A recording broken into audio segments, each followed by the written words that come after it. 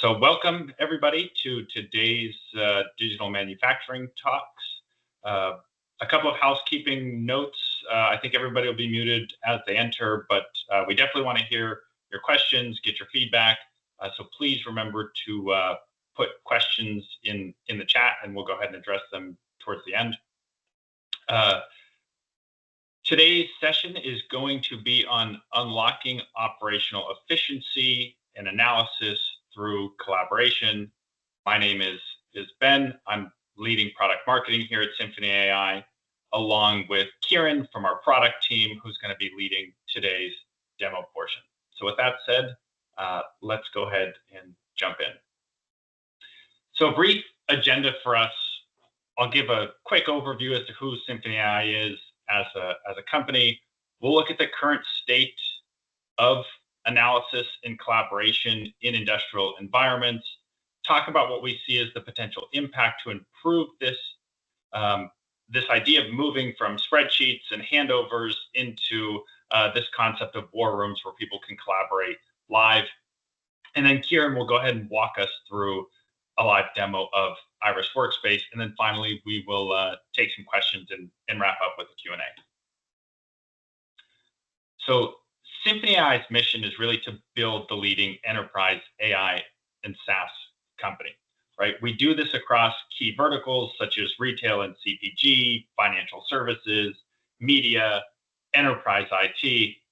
And then the one that we're here focused today is really the industrial space, right? So that's focused on manufacturing, energy, everybody in the industrial domain, solving use cases across production and process optimization, asset management, connected workers, and today's topic of live collaboration. If you haven't heard of Symphony AI for industrial, we are focused on, right, providing accessibility to industrial data at scale, solving those problems by allowing us to connect people, process, and assets to really deliver that site level excellence. We offer AI products that are purpose built for industry. You can see from the center, we have a global footprint, some of the industry recognition from Frost & Sullivan and IDC and Gartner and Verdantix on the right-hand side. We're also really proud to be a global prioritized ISV for Microsoft in recognition of some of the achievements that we've delivered together. Speaking of, if you saw the announcement yesterday, this is something we're really excited and proud of. Symphony AI was actually named the AI Innovation Award winner from Microsoft yesterday. And this is really evaluated across more than 4,000 different nominations. And it's a testament to the strong collaboration between our organizations to really provide that AI innovation and business transformations across all of the industries that we serve. So now setting the stage for today's discussion on analysis and collaboration.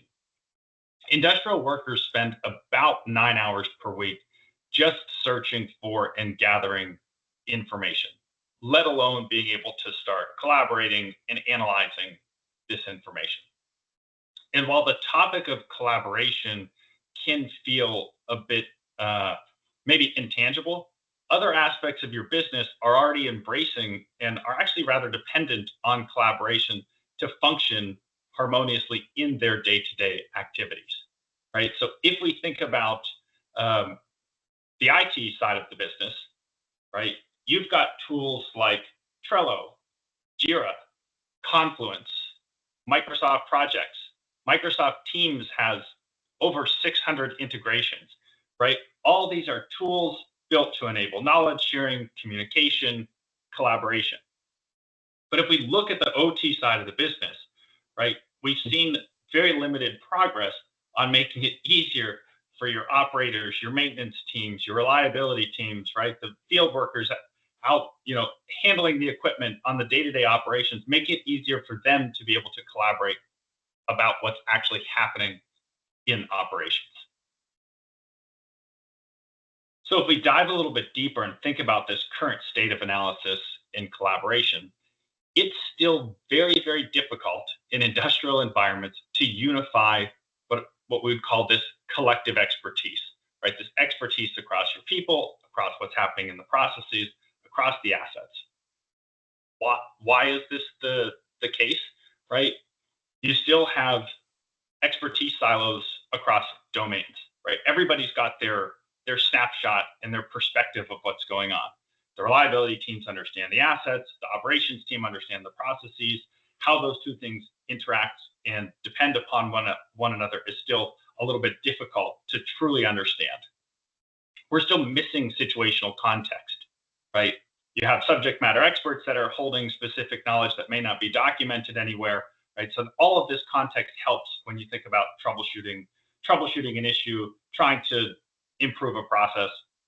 We also have unavoidable boundaries, right? Those are geographical boundaries. I think about my own time as a process engineer where, the maintenance building was half a mile down the road, right? The site is just that large, right? You have geographical boundaries. You have boundaries across teams, information that they can see. You also have boundaries across shifts, right? People who are on the overnight shift and how they transfer that information to people who work in the daytime shift. And then, of course, you're also dealing with knowledge loss, right? And that could be as simple as, we talk about change in workforce, but you could also have a subject matter expert that's just not on shift that day, right? Somebody that could really help solve that problem and has that experience. So what happens when we typically try and troubleshoot an issue, right? You have a process issue, you're unsure what the root cause is, so you send somebody out in the field to take a look. There doesn't seem to be anything wrong with the process. Then you send somebody out to take a look at the equipment. The equipment seems to be running fine. And so you kind of have these single touch points going on where you're trying to build almost point to point, right? And triangulate what's actually happening. After enough time, you eventually realize that, you had a faulty transmitter and that transmitter was causing the process to swing. And then, of course, right after you realize that that was your problem, one of your process engineers or one of your operators remembers that there was a similar mention of a comment 2 nights ago, but nobody ever followed up with the issue because in the daytime shift everything was operating fine, right? So while operating teams, while maintenance teams, while reliability teams still manage to resolve the issue, it's far from being what we would consider an efficient process.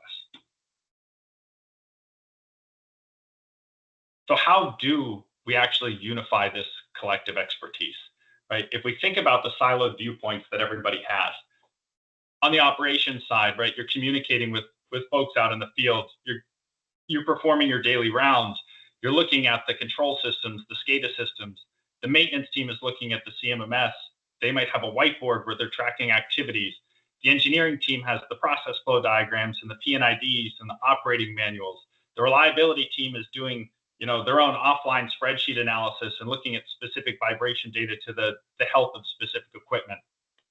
What we need to do is figure out a way to move from these siloed viewpoints to something that looks more like collective insights, right? Where all of the information across all of these different domain experts can be brought into a single place, but then also interacted with and analyzed, and even using some AI components to help enhance this analysis.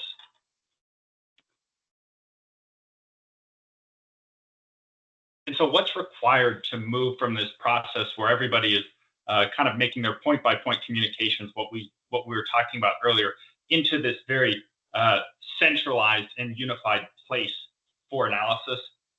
Well, first, this needs to be simultaneous and live, right? Everybody needs to be able to interact with the information in real time to be able to add their own knowledge, experience, data.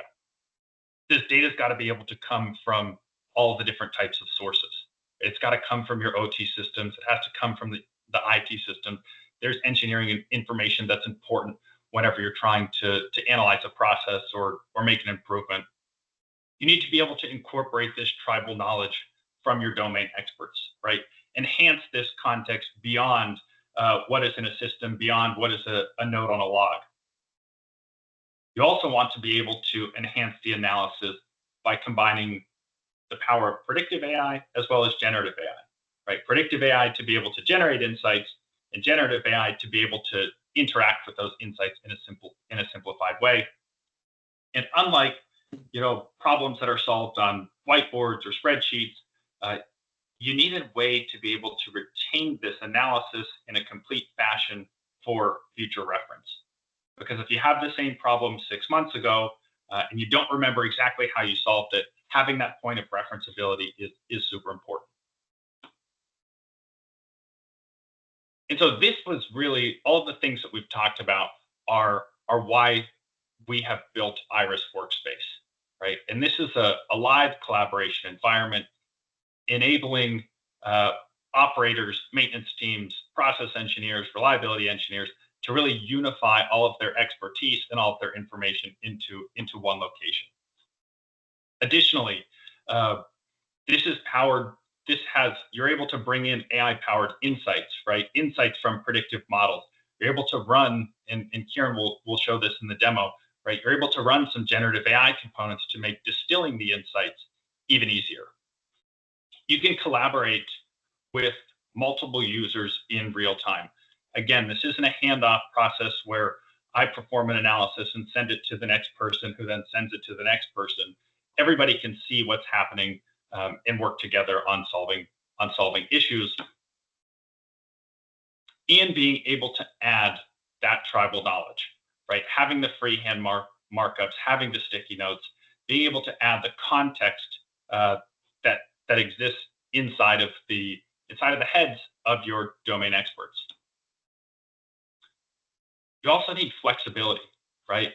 So infinitely sized with no restrictions on how you lay out information, right? So you're not forced into specific outlines for how information, if you need to add a picture, if you need to add a video, if you need to look at a 3D model, if you need to look at a drawing, you can add all of those things in the way that makes sense for the task that you're trying to complete.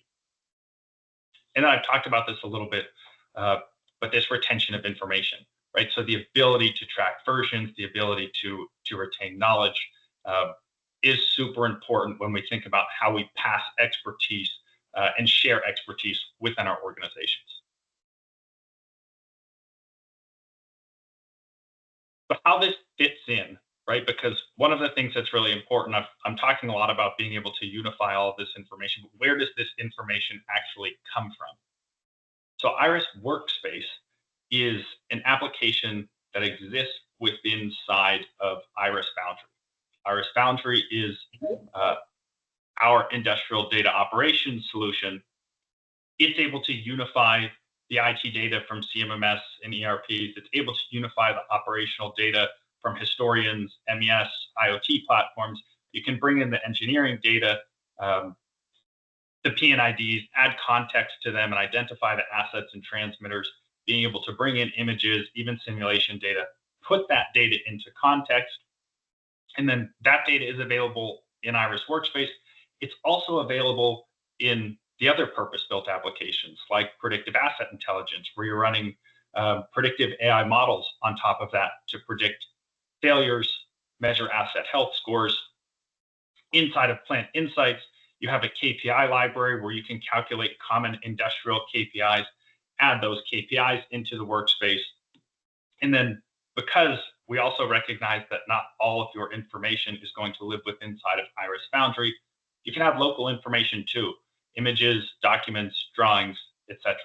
So all of this making it really easy to solve that data accessibility problem, that reducing that time spent searching and gathering so you can focus on the analysis and collaboration. The last thing I want to talk about before I hand off to Kieran and we get into the actual demo are what are some of the practical use cases, right, where increasing collaboration across industrial users can really help deliver value. And when we went and validated this with some of our existing customers, there are really three things that sort of continued to come up. The first is in this idea of daily stand-up, morning meetings, tier meetings, right, where you want to be able to increase the context for daily planning. Right? I don't just want a log. I don't just want an email that says what happened yesterday. I need to be able to add visuals to this. I need to be able to add data. I need to be able to collaborate without boundaries, get other perspectives into this, And I also want to extend this visibility to teams that generally don't have visibility to what's happening at the operating level, right?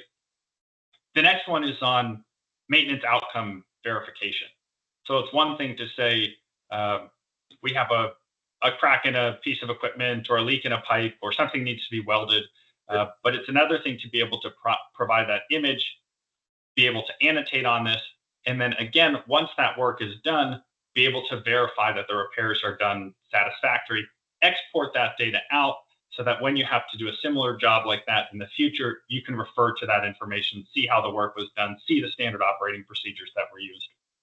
And then the last one, and this is the one we'll get into more detail today, is really around live process troubleshooting, right? Operations, I worked as a process engineer for 5-6 years, and I would say more often than not, operations were not at their steady state, right? Something was always changing. Something you come in the morning and you have to troubleshoot some sort of issue, figure out why a process is swinging, why you're not getting the yield that you want, etc.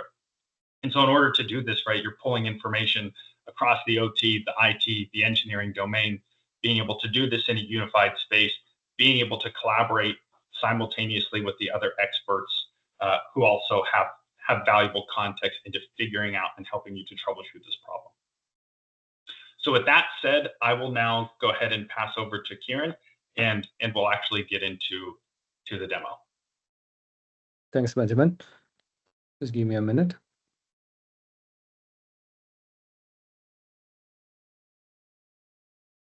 All right. So as Benjamin was mentioning, we are basically trying to solve 3 different use cases. One is collaboration with the team, then bringing out efficiency, and then we finally have to deal with the innovation part.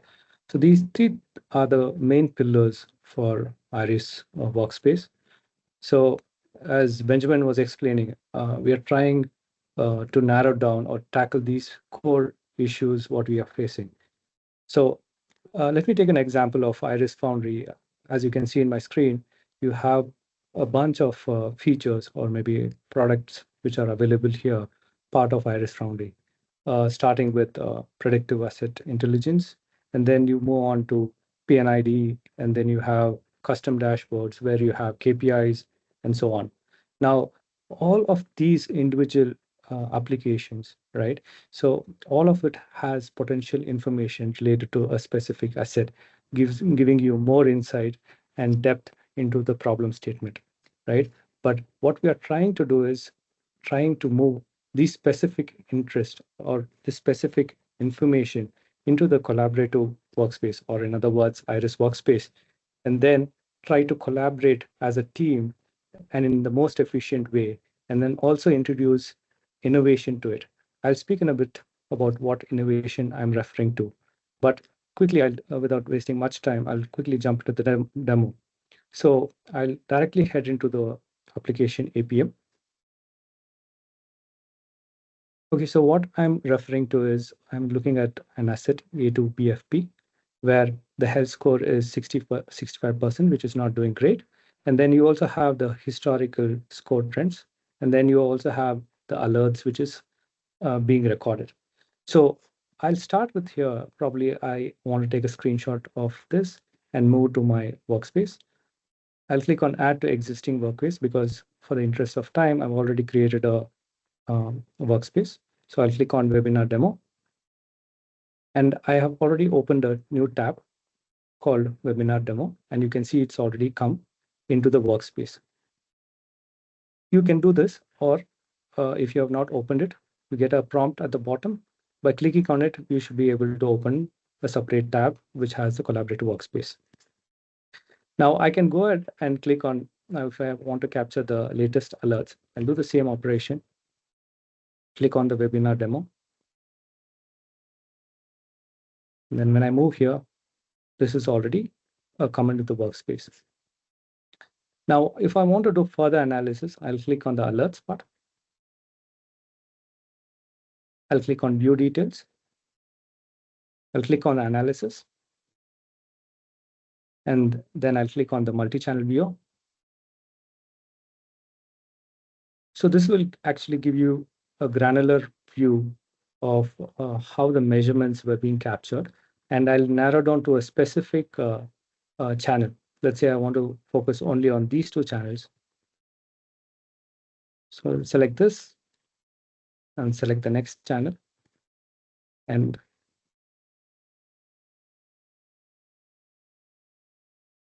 now that I have captured three information, starting with the health score, the alerts information, and the multi-channel viewer, which is nothing but the assets information. Now I'll head over to the collaborative workspace. Here, once I come in, you see all the information available in one common space. And so I'm going to quickly say, like, how do I share this? Now, let's say I want to invite a field agent to start collaborating on it. So I can click on the share button, and then you get a copy link. You can copy this and you can share it with whomever you want, and it can be publicly accessible. And anyone who's able to access this link should be in a position to collaboratively work on this specific workspace. Now, in the interest of time, Benjamin has already logged in. You can see it also shows the list of users who are actively participating. This is in uh, uh, real time. So you can see all the operation what Benjamin is trying to do. He can go ahead and arrange this workspace according to his interest. Let's say he wants to start reading the health score, and then he wants to then look into the latest alert, and then he wants to look into the multi-channel view.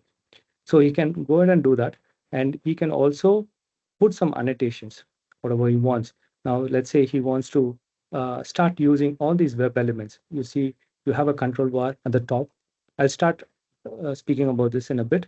But what he can do is he can start using these arrows, and he can start annotating this workspace in such a fashion it gives some meaning to the elements which is already added. He can also go ahead and annotate this multi-channel line. For example, let's say he sees an anomaly here on this trend line, right? So he can select any web element which is of his interest, and then he can highlight it, and then he can also point out what is the defect.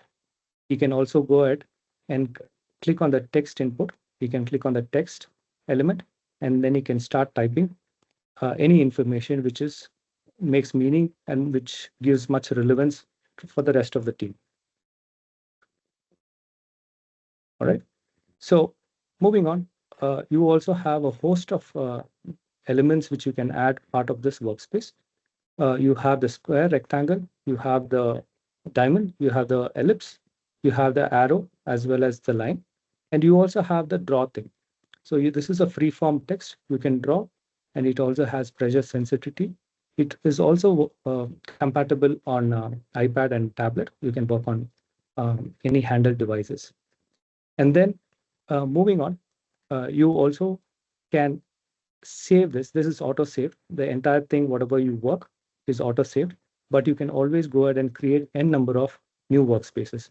I can click on create workspace, and it will ask you what is the name, and then you can create a workspace. And then the similar way, you can go ahead and share it with your colleagues or any stakeholders. And let me get back to the control panel. So now let's look at the next feature. We have the image icon. So this is basically about uploading an image. So I'm going to click on this image icon. And I'm going to select a gearbox image, which I have already stored. Just give me a second.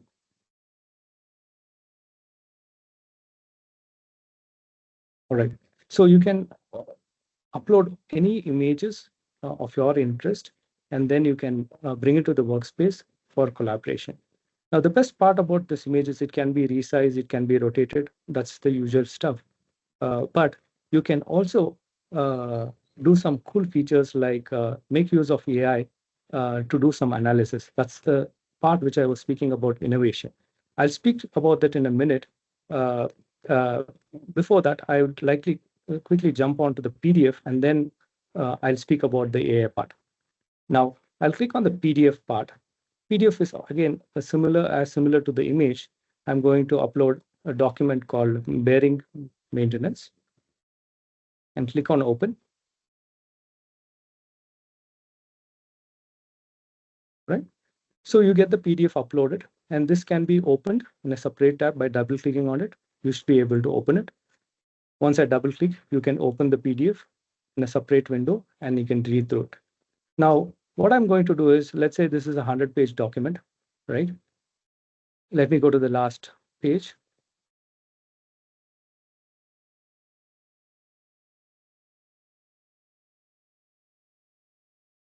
Okay. So this has a context called creepy, right? So I'm going to make use of AI to read through the document and give me the information related to creepy. So once I select the PDF element, you have a icon called AI. So once I click on it, you get a context, or more or less a prompt. So you can type anything what you want, what information you want. By default, you have a placeholder called summarize the document, which will summarize the entire document and give you the context of it. So let's start with this, and then we'll try to refine the same prompt. So I'll click on generate. So once I click on generate, the entire document is sent to an AI engine, and then it processes the PDF, and it gives you a summary. Just bear with me for a few seconds. It should be getting the results shortly. All right. So there you go. So you get a summary of the PDF. You can see here the key details. It's mentioning that booklet, amount, care, and maintenance of bearing, and then it goes on, right? But let's say I want to be specific about a certain thing. Let's say summarize the document more on creeping.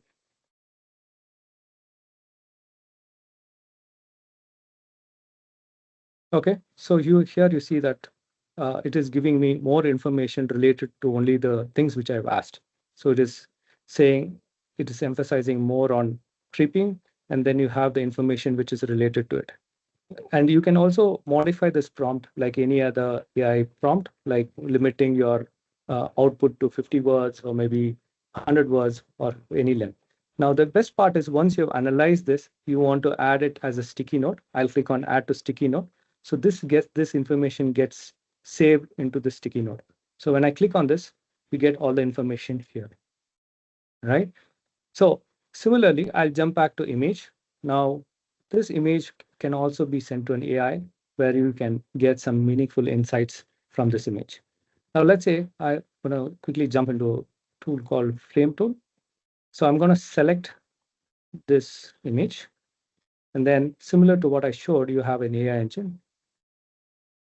And you have a default prompt called what's in this image and so on and so on. So I'm going to click on generate, go with the default prompt. So the response what you get is the image shows a close-up view of the gear, which is an industrial asset, and so on, right? It also speaks about fitting. You can see it has surface wear, it has pitting, it has scoring, and so on. So this set of image analysis or vision analysis is crucial because let's say you are not aware of analyzing the picture.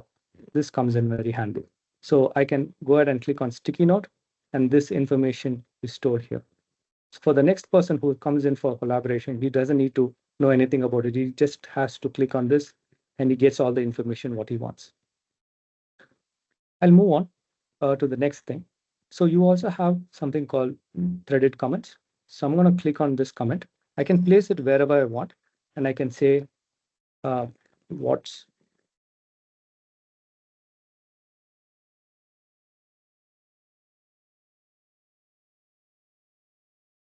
so I ask a question, what's your opinion on this? And probably I can address it to Benjamin, or I can ask someone else to answer this. And then let's say Benjamin is parallelly working on this workspace. And let's say he has typed in some response. Benjamin, can you do that? Yes. All right.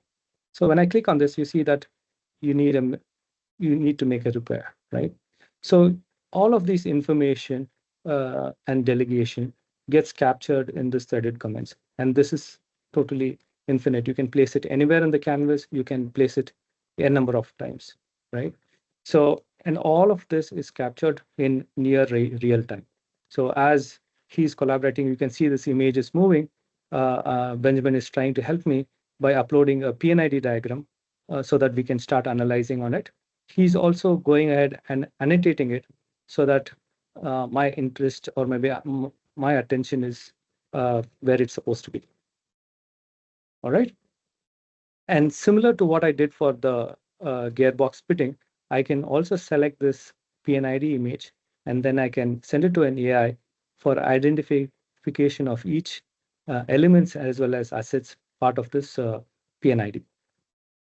Okay, so I'll move to the next section where you have text to diagram. These two are AI features. I'm going to quickly jump into text to diagram. Here, uh, it's more like a ChatGPT kind of a prompt where you can ask to generate generic questions. Say, for example, let's say I want a pie chart to be generated. So once I click on pie chart and I click generate, I get a pie chart. Now, let's say I want to modify the contents of it. I can be very specific saying these are my options. That is category A, category B, and category C should be of this percentage. Or I can click on view as mermaid, and then I can go ahead and change this. It's just a textual notation, and you can always go ahead and change. Let's say I change it from category uh, X, category Y, and category Z. And then it reflects. And once you're happy with it, you click on this, and this visualization gets added to the canvas. Right? So I'll quickly get back. And let's say I want to build complex data. Like I already have the data, but I want to visualize it as well. I don't want to manually go and modify it. So in the interest of time, I have a prompt which I've already created. Let's quickly look at this. So I'm instructing the AI generate a mermaid graph of gearbox monitoring system with the following details, right? And then you have the data sources, analysis type, health index, and then risk assessment. These are very relevant to the industrial use case. And then I also mentioned that green, yellow, red for low risk, medium risk, and high risk. And I click on generate. Okay, and there you go, and you get a graph which is relevant to what we are looking for. And then I can go ahead and insert it.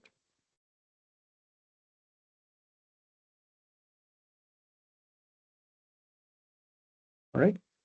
And at any point in time, if you feel that this has to be modified, you can always go and modify it. So you can double click on any one of the element and you can change it, you can delete it. And it's like any other annotations, what you have done on the canvas. So everything is based as a SVG element. So you have high flexibility of modifying and editing the annotations, whatever is being done on the workspace. All right. So I'll quickly go to the next section, which is called Web Embed. So probably I can zoom out. At the bottom, you have zoom in, zoom out. So I'll just zoom out so that I get some extra space and move to the bottom. Now this Web Embed is like, sorry, my bad. So Web Embed is something similar to, you can embed an iframe, you can embed a video. It can be, for now, we support YouTube as well as Vimeo. It can also support embedding 3D models. Now, for example, we spoke about the gearbox fitting of image. Now, let's say we want to bring in a 3D model of the industrial plant, or maybe want to bring in a 3D model of a gearbox so that it gives more perspective for any specialist who's looking into this workspace. So let me go here, click on this. All right. Click on Web Embed, and I'll place it here.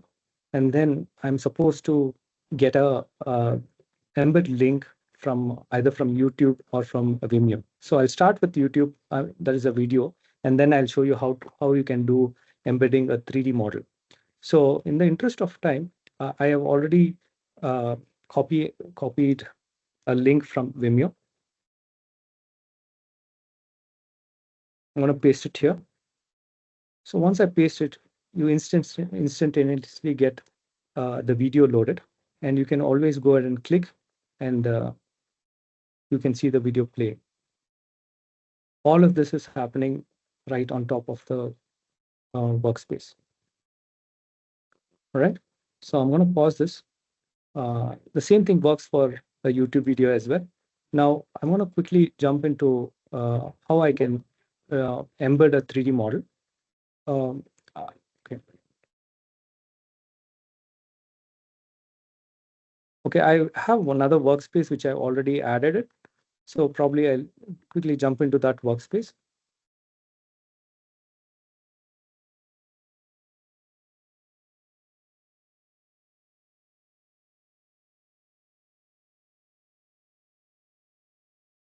So you see here, we have two 3D models which we have loaded. And we have loaded this 3D prototype models. One of it is a gearbox. Another one is a industrial plant setup. Okay.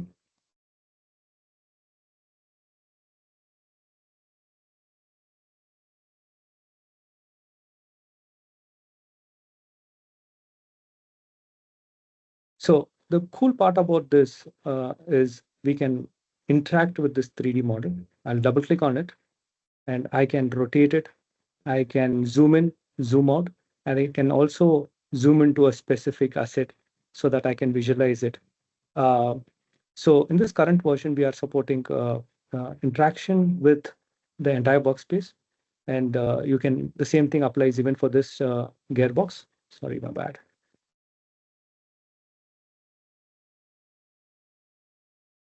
Yeah. Yeah, so this same thing can be imported into our workspace. So let me quickly jump back to our older workspace.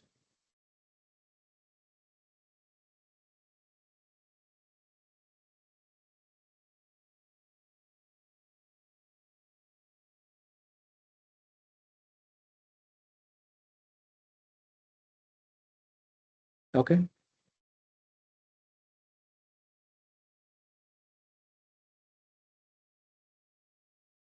All right, so moving on. Finally, I think we have a wireframe to code, which is basically similar to what we showed. Like we can select the entire document and then send it to an AI to summarize the whole thing. And then we have libraries.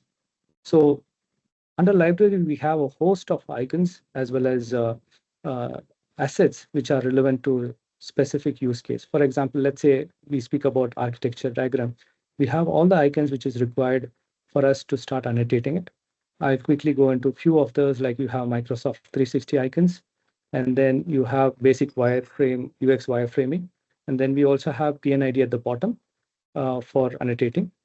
And then lastly, I would like to say is this part. You can always go ahead and make use of all these features like help. You have themes, dark theme, bright theme. And then you also have command palettes where you can go through all the features, whatever is being listed part of this workspace. And finally, we have the export image where once you click on this, the entire annotations, whatever was being worked on, can be downloaded as a PNG or as a SVG. Or it can also be copied to clipboard where you can put it on any of the documents which you're working on.